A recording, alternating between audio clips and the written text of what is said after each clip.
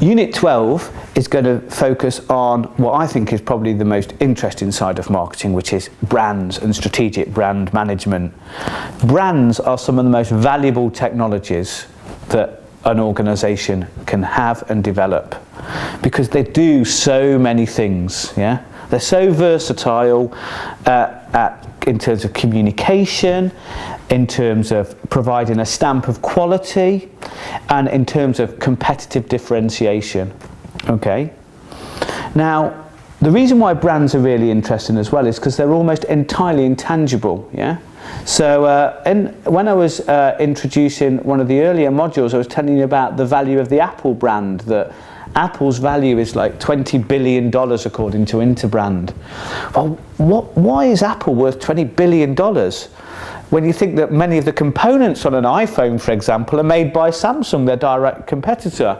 It's because actually the value of an iPhone has got much to do with its brand value as it has to do with what we actually use it for. Yeah.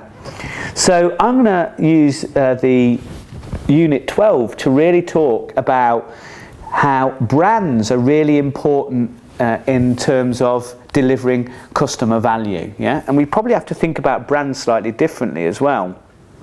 Brands can serve all kinds of different functions. They can serve as guarantees, they can serve as price premiums, they can serve as a way to justify decisions that we might have about quality and so on.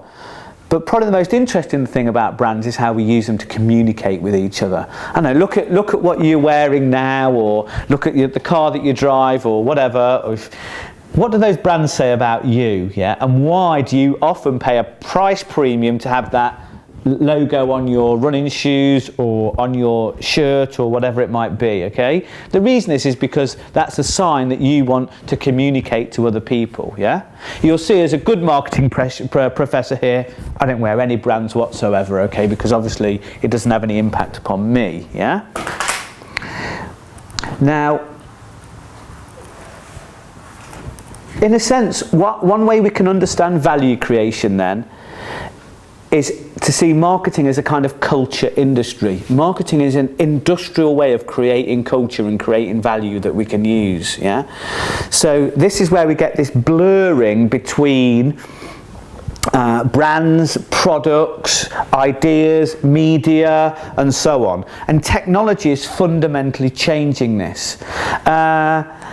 I'm going to put, here's a picture of something that some of you might be familiar with, depending on your demographic. Okay, this is a screenshot from one of the most downloaded apps on both iTunes and Google Play. Okay, and this is probably the fifth most downloaded app. Okay, it's a free app to download. Okay, and it's a game, and the game is Clash of Clans. Yeah, now Clash of Clans is a nice game if you like to play it. Okay, I'm sure many of you do, according to the market data anyway. Now, here's something interesting that you might not know about Clash of Clans. Okay, Clash of Clans is a Finnish company. Yeah, owned by Clash of Clans is made by a Finnish company called Supercell. Supercell employs about 200 people. And last year had a turnover of, what do you think the turnover is of Supercell last year? Well, it was 2.1 billion euros. Yeah? Fancy that. 200 employees selling a free app, yeah, with a turnover of 2 billion euros a year. Yeah? I mean, that is truly remarkable. Talk about value creating processes. I mean, that's kind of bordering on magic, if you like. Yeah. So what is it? What's the business model? Where's the value created? Okay. Well, according to Supercell, this is what they would say. What we do is we create valuable content, i.e., we create games, we create things that people want to be part of. Yeah. We secure exclusive rights to that. Okay. And then we leverage intellectual property, which in this case is downloading in-app purchases, okay? Which is where the 2.1 billion euros come from, yeah? So whilst it's a freemium model, it's free to play, but you know, it costs you £2 billion to succeed at it. Yeah. Okay. So Clash of Clans is also popular because we can play it with each other. Okay, and we can communicate with each other as we do so. Yeah. Where's the product in Clash of Clans or in other apps that are popular? There isn't one, is it? It's all virtual. It's all virtual. It's all intellectual property. It's all brands. Yeah. Absolutely phenomenal. Interestingly enough, there's a comment from somebody at Supercell. They said, "We're driven by our own desire to play, not by business. We're driven by our desire to make games that our consumers want to play, not by market research or from hearing from above that this needs to be done or this is the business process." At Supercell, we are all market researchers, okay, which goes back to something I was saying in one of the earlier units about we are all marketing experts. Yeah. So many of the most valuable assets that an organisation has today are intangible. Many of the assets that organisations need to develop in order to deliver value are intangible. We call them brands, yeah? And many of the priorities that organisations have around that value creation is how to protect that value through intellectual property and through having strong brand mechanisms, yeah? So that's why brands are interesting, and that's why I think that it's really going to be helpful for us to understand the complete value creation process. Just a final one to leave you with.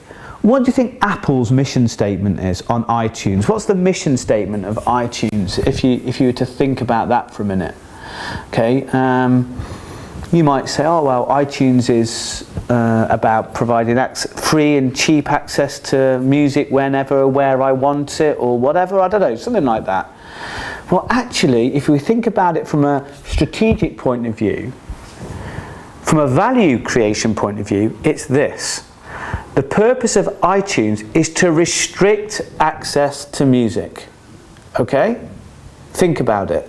Music, download music, is available everywhere. Okay? We can download music and see music for free whenever we want it, through YouTube, through illegal downloading, streaming sites or whatever. iTunes exists in order to restrict the access of music. So it goes through a market mechanism, if you like, so we pay for it. We might not pay very much for it per download, but as a subscription model or whatever. So often, what we see about value creation then, it isn't necessarily about providing access to markets, but it's about controlling access to markets, which we do through all kinds of market-based mechanisms. So what can music producers do then in order to protect their intellectual property? Well, one thing they can do is criminalise those people that download it and watch it for nothing, yeah? But generally speaking, a point of advice, take it from me, I'm a professor of marketing. If there's one thing you don't really want to do as a business strategy, it's criminalise your customers. It's not a really effective marketing strategy, okay? So what they need to do is something else. They need to provide brand value. So it's easier, and there's something more that I get from iTunes than I would from downloading it or getting it from somewhere else. So again, it feeds into that whole idea of brands being valuable. They give us a symbolic resource to create and produce value.